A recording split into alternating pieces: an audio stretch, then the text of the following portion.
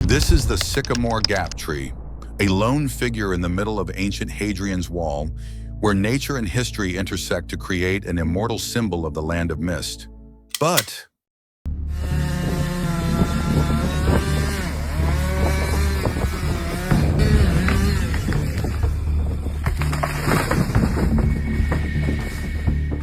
a single slash in the dark, but its echoes echoed across Britain.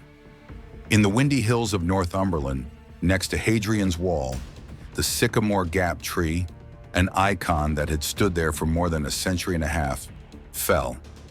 It was not a storm, nor a natural disaster. A human hand had struck it down. The maple was more than just a trunk and foliage. It had appeared in the film Robin Hood, Prince of Thieves, had been visited by thousands of tourists to take pictures, had been a piece of the memory of an entire land. The next morning, when people discovered the scene, the initial silence quickly turned into a wave of anger and regret that spread across the media. Who would destroy such a national symbol? And for what reason? There was no announcement, no political statement, no clear trace other than a clean cut at the base of the tree. The case began with more questions than answers. Was this an act of random vandalism, a planned conspiracy, or simply drunken stupidity? Behind the silence of that night is a series of thrilling investigations, following every piece of digital data, every camera image, every overlapping testimony, and the real story will surprise you more than you can imagine. So if it were you, what do you think could motivate someone to cut down a national symbol in just a few short minutes? And have you ever been to this place? Leave a comment below and watch the whole video to know how much those who caused this incident will pay. Daniel Graham, 39, lives on a converted farm in Carlisle.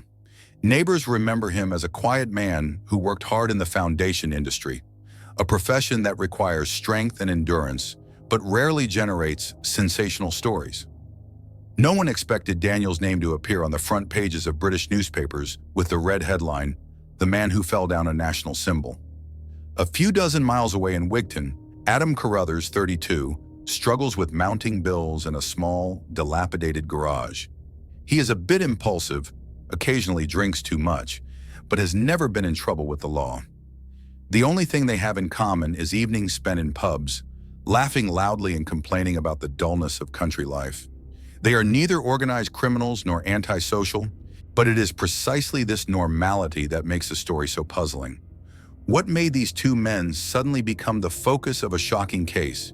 No enemies, no reward, no plot, only an impulsive act that left scars on a legacy. And it is this contrast from unexpected people to unpredictable consequences that has turned the case into a topic that shocks public opinion. If seemingly harmless people can do such things, then do we really understand the people around us? As the winds of Storm Agnes died down and the morning mist still hung over the gray rocky hills of Northumberland, the screams of a group of climbers shattered the silence. Before them, Sycamore Gap, a towering symbol of Hadrian's Wall for a century and a half, was reduced to a lean tree trunk, its bare stump cut clean and straight. There was no trace of nature's randomness, no splinters, no wind-whipped marks, just the cold precision of a saw. News spread like wildfire, the first photos appearing on social media, sending fury across Britain. Northumbria police were on the scene, cordoning off the peaceful tourist spot, turning it into a crime scene. They began with what was left, faint wheel tracks in the mud, splinters of wood at the base of the ancient wall, and the simmering anger of the local community. The first suspects narrowed down, a man in his 60s and a 16-year-old boy, were arrested within hours. But the leads were thin, the accounts conflicted, and the truth remained murky. As the days passed, public pressure mounted, forcing investigators to sift through camera records and phone records to find the answer. Who would be reckless, cold-blooded enough to sever a piece of the nation's memory and do it in the middle of a storm? No political intrigue, no criminal underground, no public declaration. The case began with something simple and unlikely: a drunken night, a few complaints about the tedium of life, and a seemingly harmless idea. Daniel Graham and Adam Carruthers, two close friends from Cumbria, had been frequenting the local pub. Over their drinks, they talked about the boringness of the countryside, about wanting to do something different, something they would be remembered for. According to court records and text messages, it was on one such evening that the idea of cutting down the Sycamore Gap tree was floated, initially as a joke, then as a serious plan. There was no formal preparation, no consideration of the social or legal consequences. In their minds, there was only the image of a trophy recorded on video to brag about. The night of 28th of September 2023, when Storm Agnes swept through Northumberland, they saw it as the perfect opportunity. The howling wind and pouring rain would mask any noise. They chose a time near midnight, when the Hadrian's wall trail was mostly deserted. They had prepared a chainsaw, a can of fuel, gloves, and an old pickup truck. The route they took was carefully chosen, close enough to the tree but away from main roads with surveillance cameras. Carruthers, the younger and more daring, was the one who wielded the saw. Graham stood behind them, filming the entire scene on his mobile phone, a detail that would later prove crucial incriminating evidence.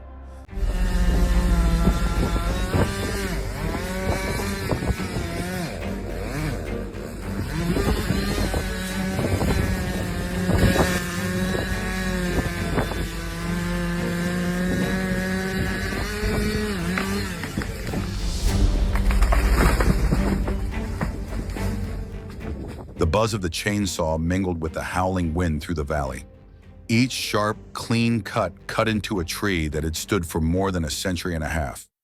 Minutes later, Sycamore Gap, a national symbol, a witness to history, crashed to the cold, wet ground. The impact echoed far into the night, but instead of being frightened, the two laughed.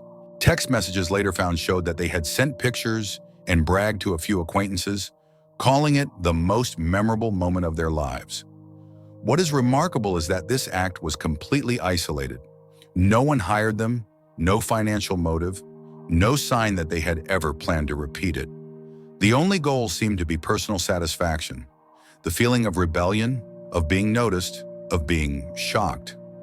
It is the senselessness of this motive that makes the case all the more outrageous. Two ordinary men, without hatred, without need, chose to destroy a symbol beloved by the whole country.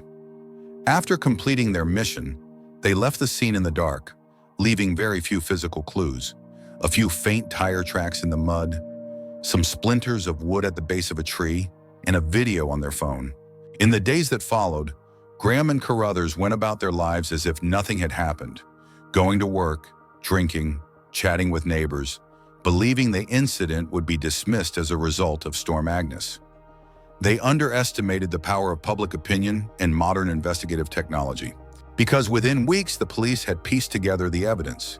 Images from traffic cameras and CCTV, GPS data from their phones, mechanical marks on the tree trunk that matched the saw blade seized, and even the content of the text messages bragging about the incident. Each piece was put together to form a complete picture of a foolish act of vandalism, a case that seemed unknown, but eventually became a national story that would never be forgotten. The investigation began with what seemed like a barren scene, a mangled tree trunk, muddy tire tracks, and a shocked community in disbelief that their icon had vanished in a stormy night. The widespread outrage led to the case being immediately elevated to a national priority. Northumbria police deployed multiple units, combining cutting-edge technology with local witness testimony, piece by piece to piece together the truth.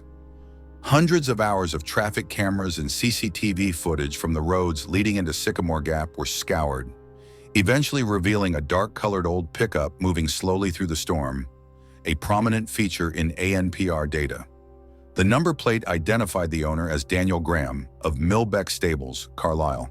At the same time, location data from a mobile phone mast near Hadrian's wall showed two mobile devices that appeared at the same time as the tree was felled, one belonging to Graham and the other to Adam Carruthers of Church Street, Wigton, immediately shifting the investigation from the two initial suspects, an elderly man and a teenager, to two names that no one in the community expected. The turning point came when Graham called the police's 101 line to report Carruthers in an attempt to save himself. But it was the statement containing details that only those present would know that put both of them under closer scrutiny. From there, the police expanded their checks on phones, vehicles, and social media, discovering the fateful video shot by Graham. Carruthers holding a chainsaw, the sound of wind saturated with excited laughter.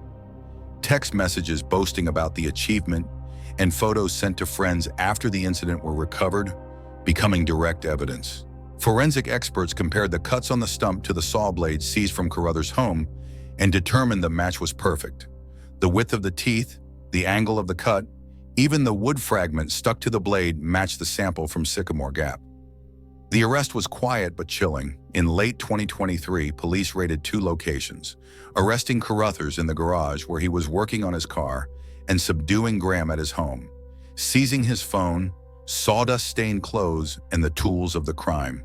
There was no dramatic chase, just 2 faces bowed, silent as they were taken away. A stark contrast to the wave of anger and regret their actions had unleashed.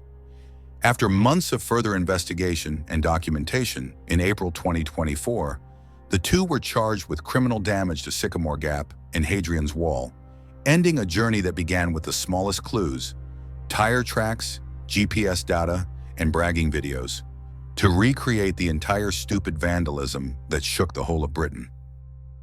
The trial at Newcastle Crown Court in May 2025 quickly became a media sensation, drawing dozens of reporters, conservationists, and locals eager for justice for the lost icon. The atmosphere in the courtroom was heavy and hushed as the 2 defendants, Daniel Graham and Adam Carruthers, were ushered in. Their averted gazes and no defiant gestures were a stark contrast to the simmering anger outside. The prosecutor opened his case in a steely tone, calling the cutting down of Sycamore Gap a mad and foolish undertaking, emphasizing that the result was not just the loss of a tree, but the erasure of a cultural treasure that had endured for generations and was deeply ingrained in the nation's memory. The defense attempted to portray 2 ordinary men who had fallen into a moment of drunken foolishness with no political or financial motive. But the evidence presented by the prosecution undermined all of that. Graham's own video of Carruthers cutting down the tree with a chainsaw, minute-by-minute GPS data from the scene, text messages bragging to friends immediately after the incident. All were played clearly for the jury, making the drunkenness defense weak and unpalatable. After 8 days of deliberation, the jury took just 5 hours to reach a verdict. Both were convicted of aggravated vandalism of Sycamore Gap and Hadrian's Wall. In a moment of silence, Judge Christina Lambert read the verdict, noting that their actions had erased an irreplaceable cultural treasure for generations, and that a sentence of sufficient deterrence was needed. She sentenced each defendant to 4 years and 3 months in prison, a sentence that reflected both the physical damage and the emotional shock to the community. There was no crying or arguing, just a heavy silence as the 2 men bowed their heads and walked out of the courtroom, bringing to a close a case that left the nation asking, what caused seemingly ordinary people to leave such an indelible scar on British cultural history? What shocked the Sycamore Gap case was not the physical damage, just one tree, but the depth of its symbolism. The maple tree was a meeting point of collective memory, a place where thousands of couples proposed, where children grew up taking picnics, and also a constant scene in movies and postcards for decades. When it fell, the British people realized a stark truth. Seemingly immortal values were fragile in the face of the thoughtless actions of a few individuals. The shock triggered a wave of debate about how to protect natural heritage, not just with fences and signs, but with laws that are strong enough to deter and educate the public about their significance. Many conservation organizations, including the National Trust, called for the creation of a list of heritage trees that would be protected at the same level as historical monuments. At the same time, the sprouting of the Sycamore Gap stump has become a symbol of hope, proof that nature can be restored, but memories are lost forever. Experts estimate that it will take at least a century for the sapling to reach its former size, which raises the question, do we have the patience and responsibility to preserve our heritage for future generations? The case is closed, but its echoes remain, a reminder that a moment of impulsiveness can wipe out hundreds of years of history. The trial is over, the verdict has been delivered, but the story of Sycamore Gap does not end there. It has become a warning about the fragility of values we think are immutable. A tree that has stood for more than a century can be turned into a memory in just a few moments of impulsiveness. This case forces the UK to ask itself, what are we doing to protect the natural heritage around us? Are the remaining symbols, the rows of trees, the structures associated with the community's memory, safe enough in an age where any reckless action can become a moment of attention on social media? This event has prompted many organizations to propose a new protection framework, turning heritage trees into assets that need to be strictly preserved like any historical structure. But in the end, the law is only part of the story. What is needed more is our awareness and appreciation of the simple but priceless beauty around us. And if you want to continue to discover true stories, where crime and lessons are intertwined, where a small case can reflect the whole society, remember to subscribe to the channel to support us, because the next stories maybe will make you see the world with completely different eyes. Thank you.